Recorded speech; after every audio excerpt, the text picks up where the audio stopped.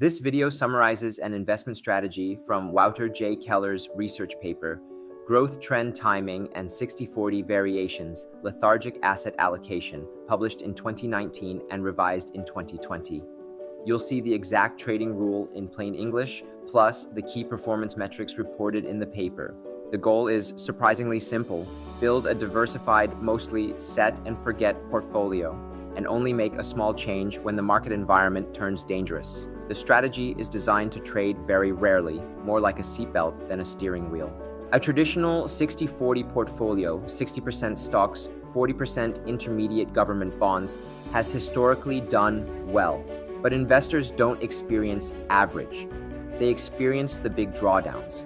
In the paper's long backtest, 60/40 still suffered a maximum drawdown close to 30%. That can break discipline at the worst time. LAA tries to keep the simplicity of static allocation but cut the size of the worst losses without turning into a hyperactive trading system. The key idea: use a recession-aware timing check, and when it triggers, swap just one slice of the portfolio into a safer bond fund.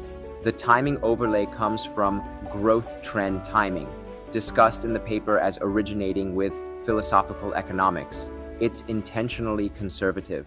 It does not jump in and out of the market based on price alone. It only goes risk off when two separate signals agree that conditions are bearish. The first signal is macro, the US unemployment rate trend. In the paper's default setup, the trend is measured with a 12-month moving average style momentum check. If unemployment is trending upward, that's treated as a recession regime. Basically, be extra careful now. The second signal is market-based, the S&P 500 trend, using a classic 10-month moving average trend filter. If stocks are in a downtrend and unemployment is trending worse, that's when the strategy acts defensively. Put it together and you get the two-key rule. The strategy only flips to its defensive setting when unemployment is trending up and the S&P 500 trend is bearish. This is meant to avoid the whipsaw problem where simple trend systems can repeatedly sell and buy back during normal choppy markets. Implementation is monthly. Positions are checked and adjusted at month end. So this is not day trading. It's a slow, rules-based process you could run with a calendar reminder. Now the memorable part: LAA uses two fixed portfolios and they're almost identical. The risky portfolio is equal weighted across 4 ETFs: QQQ for large cap growth, IWD for large cap value, GLD for gold, and IEF for intermediate treasuries. The cash portfolio keeps IWD, GLD, and IEF the same, but replaces QQQ with SHY, a short-term treasury fund. Here's why it's called Lethargic Asset Allocation. When the GT signal flips, you're not liquidating everything. You're swapping only one quadrant, 25% of the portfolio, between QQQ and SHY. That's it. Everything else stays put. The rule can be summarized in 3 steps. Step 1. At the end of each month, evaluate the GT timing condition. Step 2. If GT does not show a bear market, hold the risky equal weight basket. Step 3. If GT does show a bear market, hold the cash basket, meaning replace QQQ with SHY while keeping the other 3 holdings at 25% each. Because each basket is equal weighted, rebalancing is straightforward. You're simply keeping each holding near 25%. In real life, many people would rebalance with bands or on a schedule, but the paper's presentation focuses on the month-end framework. Now for the key metrics reported in the research. The full backtest sample in the paper runs from February 1949 through October 2019, almost 72 years, using historical data and ETF proxies constructed by the author.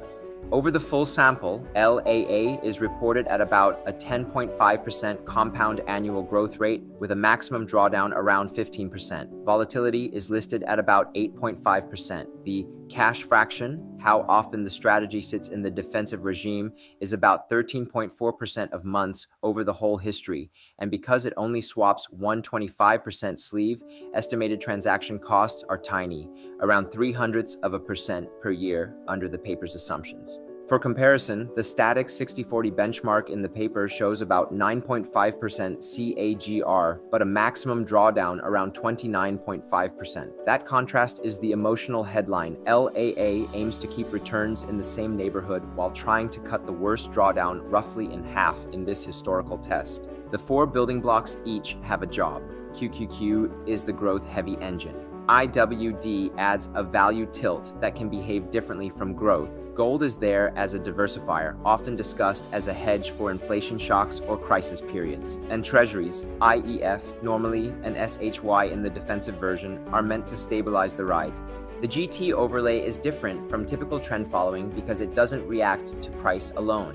It uses the unemployment trend as a gate. Trend following on stocks matters most when the economy is deteriorating. Historically, that design kept the strategy in its defensive mode far less often than many crash protection systems, so it's less likely to sit out long bull markets.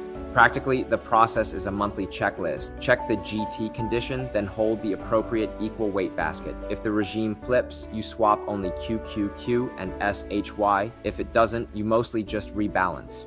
Final notes. This is a rules-based strategy summary from a backtest, not a promise. Real-world taxes, spreads, and implementation details can change outcomes. The best strategy is the one you can follow through a full cycle. So if you use an approach like this, size it so you can actually stick with it when markets get stressful.